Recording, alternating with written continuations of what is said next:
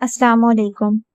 آج کی ویڈیو میں ہم حضرت ادریس علیہ السلام کے حالات زندگی کے بارے میں جانیں گے کہ حضرت ادریس علیہ السلام کون ہے، آپ کے والدین کا کیا نام ہے، آپ کب نبی بنے اور آپ پر کون سی کتاب نازل ہوئی، سب سے پہلے وہ کون سے انسان ہیں جنہوں نے قلم ایجاد کیا، اور سب سے پہلے کپڑے سلائی کر کے پہننے کی ابتدا کب ہوئی۔ یہ سب جاننے کے لیے ویڈیو کو اینڈ تک لازمی دیکھیے گا۔ حضرت ادریس علیہ السلام حضرت آدم اور حضرت شیس علیہ السلام کے بعد تشریف لائے۔ آپ علیہ السلام حضور اکرم صلی اللہ علیہ وآلہ وسلم کے آباء و اجداد میں سے ہیں۔ آپ علیہ السلام کا اصل نام حنو یا اخنو ہے، اور الہی صحیفوں کا بکثرت درس دینے کی وجہ سے آپ کا لقب ادریس ہے۔ بہت سی چیزیں ایسی ہیں جو سب سے پہلے آپ علیہ السلام نے ہی ایجاد فرمائی۔ آپ علیہ السلام کو وعدہ الہی کے مطابق ابھی تک موت نہیں آئی، اور اس وقت آپ علیہ السلام آسمانوں میں زندہ ہیں، اور جب اللہ تعالیٰ چاہے گا اس وقت آپ علیہ السلام ضرور وصال فرمائیں گے۔ قرآن و حدیث میں آپ علیہ السلام کا ذکر موجود ہے، اور سیرت و تاریخ کی کتابوں میں بھی مختصر احوال ہی مذکور ہے۔ قرآن کریم میں آپ علیہ السلام کا تذکرہ 2 صورتوں میں موجود ہے۔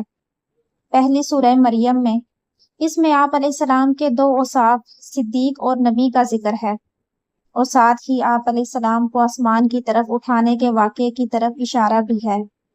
دوسری سورہ انبیاء ہے، اس میں حضرت اسماعیل علیہ السلام اور حضرت ذوالکفر علیہ السلام کے ساتھ آپ علیہ السلام کو بھی صبر کرنے والا اور قرب الہی کے لائق بندوں میں شمار کیا گیا ہے۔ آپ علیہ السلام کا اصل نام حنو یا اخنو ہے، اور لقب ادریس ہے۔ اللہ تعالیٰ نے آپ علیہ السلام پر 30 صحیفے نازل فرمائے، اور ان صحیفوں کا کثرت سے درس دینے کی وجہ سے ہی آپ علیہ السلام کا لقب ادریس یعنی بہت درس دینے والا ہوا۔ آپ علیہ السلام حضرت نوح علیہ السلام کے والد کے دادا ہیں، اور حضرت آدم و شیس علیہ السلام کی نبوت کے بعد آپ ہی منصب نبوت پر فائز ہوئے۔ علامہ احمد بن محمد قسطانی لکھتے ہیں کہ حضرت ادریس علیہ السلام نے حضرت آدم علیہ السلام کی مبارک زندگی کے 308 سال پائے تھے۔ حضرت سمرہ رضی اللہ تعالیٰ عنہ فرماتے ہیں کہ حضرت ادریس علیہ السلام کا رنگ سفید، قد لمبا اور سینہ چوڑا تھا۔ آپ علیہ السلام کے جسم اقدس پر بال کم اور سر پر زیادہ تھے۔ آپ علیہ السلام کے سینہ مبارک پر ایک سفید نشان تھا، اور یہ برس کا نہیں تھا۔ حضرت عبداللہ بن عباس رضی اللہ تعالیٰ عنہ فرماتے ہیں کہ حضرت ادریس علیہ السلام کپڑے سلائی کیا کرتے تھے، اور ہر ٹانکے پر بسم اللہ کہتے تھے۔ جب شام ہوتی تو اس وقت روئے زمین پر کوئی بھی شخص عمل کے لحاظ سے آپ علیہ السلام سے افضل نہ ہوتا۔ حضرت عبداللہ بن مسعود فرماتے ہیں کہ حضرت ادریس علیہ السلام برگاہ الہی میں عاجزی اور لوگوں کی تعلیم کے لیے ایک دعا مانگا کرتے، اور یہ حکم دیتے تھے کہ یہ دعا بے وقوف لوگوں کو نہ سکھاؤ۔ وہ دعا یہ تھی، جس کا ترجمہ ہے کہ اے بڑی شان و شوکت والے، اے بڑے فضل والے، تیرے سوا کوئی معبود نہیں، تو پریشان حالوں کا مددگار، پناہ کے طلبگاروں کو پناہ دینے والا، اور ڈرنے والوں کو انسیت بخشنے والا ہے۔ میں تیری بارگاہ میں سوال کرتا ہوں کہ اگر میں ام الکتاب یعنی لوح محفوظ میں شقی یعنی بدبخت لکھ دیا گیا ہوں، تو ام الکتاب سے میری شقاوت مٹا دے اور اپنے پاس مجھے خوشبخت تحریر فرما دے۔ اور اگر میں ام الکتاب میں محرومی، رزق میں تنگی دیا ہوا لکھا ہوں، تو ام الکتاب سے میری محرومی اور رزق کی تنگی مٹا دے، اور مجھے اپنے پاس سعادت مند اور ہر بھلائی کی توفیق دیا ہوا لکھ دے۔ سب سے پہلے آپ علیہ السلام نے ہی قلم سے لکھا۔ کپڑوں کو سینے اور سلے ہوئے کپڑے پہننے کی ابتدا بھی آپ علیہ السلام سے ہی ہوئی، کیونکہ اس سے پہلے جانوروں کی کھالیں بطور لباس استعمال ہوتی تھی۔ سب سے پہلے ہتھیار بنانے، ترازو اور پیمانے قائم کرنے، اور علم نجوم اور علم حساب میں نظر فرمانے والے بھی آپ علیہ السلام ہی ہیں۔ قرآن کریم میں آپ علیہ السلام کے 4 اوصاف بیان کیے گئے ہیں۔ آپ علیہ السلام بہت سچے اور نبی تھے، چنانچہ ارشاد باری تعالیٰ ہے جس کا ترجمہ ہے، اور کتاب میں ادریس کو یاد کرو، بے شک وہ بہت ہی سچا نبی تھا۔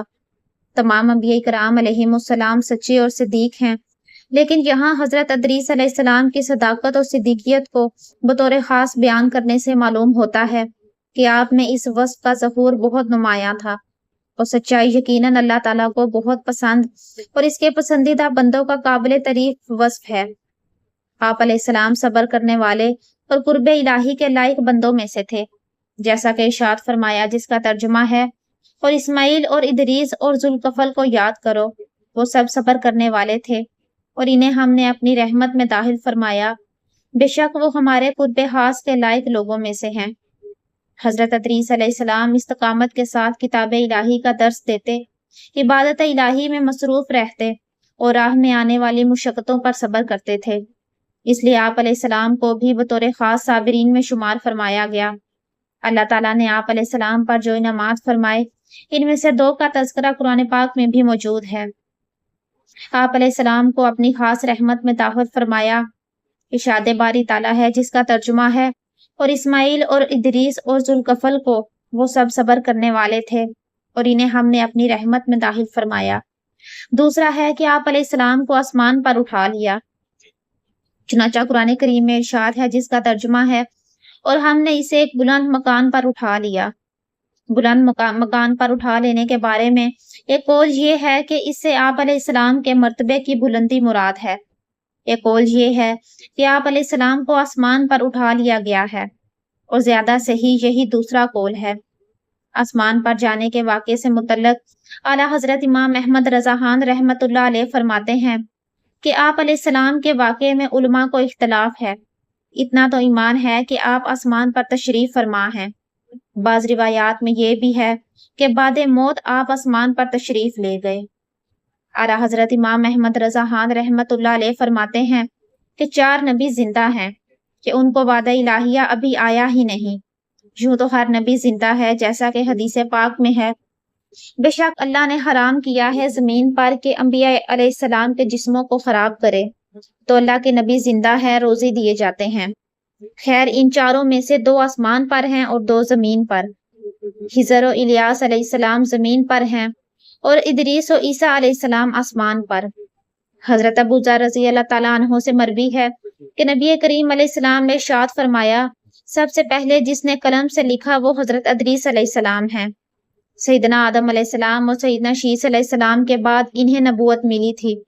حضرت آدم علیہ السلام کا بیٹا قابیل، جو اپنے بھائی حابیل کو قتل کرنے کے بعد والدین کو چھوڑ کر کسی اور جگہ چلا گیا، اس نے وہاں جا کر فساد اور ظلم و زیادتی شروع کی، حتیٰ کہ ایمان والوں کو بھی ستانا شروع کر دیا۔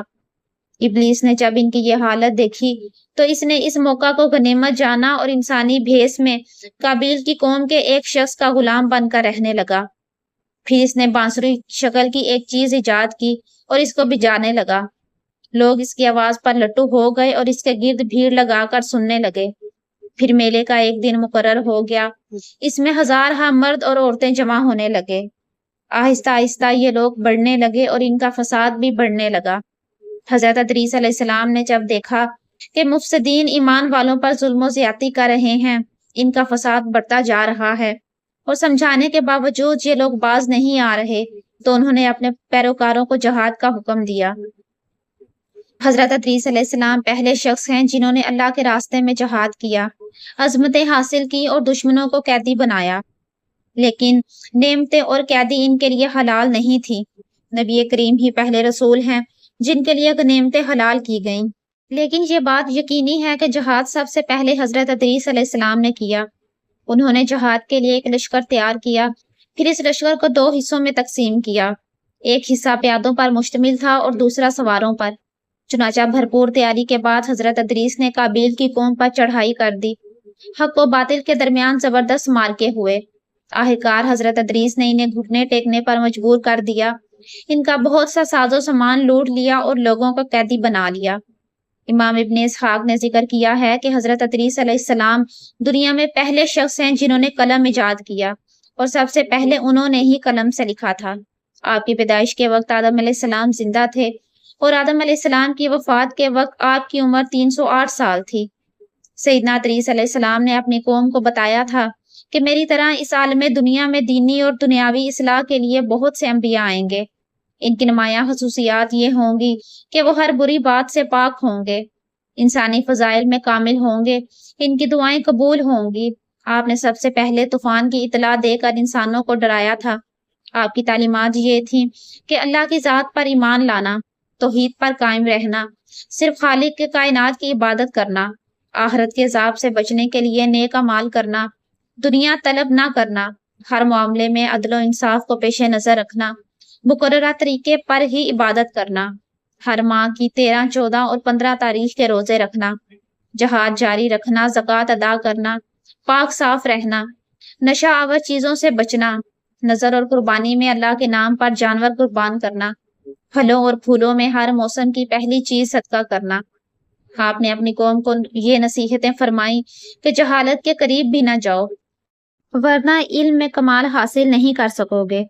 اللہ کی یاد اور نیک عمل کے لیے اخلاص ضروری ہے۔ جھوٹی قسمیں نہ کھاؤ، نہ دوسروں کو قسمیں کھانے پر آمادہ کرو، اپنے بڑوں کا ادب کرو، اللہ کی تعریف میں ہر وقت زبان کو تر رکھو، دوسروں کو عیش و آرام میں دیکھ کر حسد نہ کرو۔ اللہ تعالیٰ کی نعمتوں کا شکر انسان کی طاقت سے باہر ہے۔ جو زندگی کی ضروریات زیادہ طلب کرتا ہے وہ کبھی قناعت نہیں کر سکتا۔ تو آج کی ویڈیو آپ کو کیسی لگی؟ کمنٹس میں اپنی رائے کا ضرور اظہار کریں، اور اگر چینل پر نئے ہیں تو اس کو سبسکرائب اور ویڈیوز کو لائک اور شیئر بھی کر دیں۔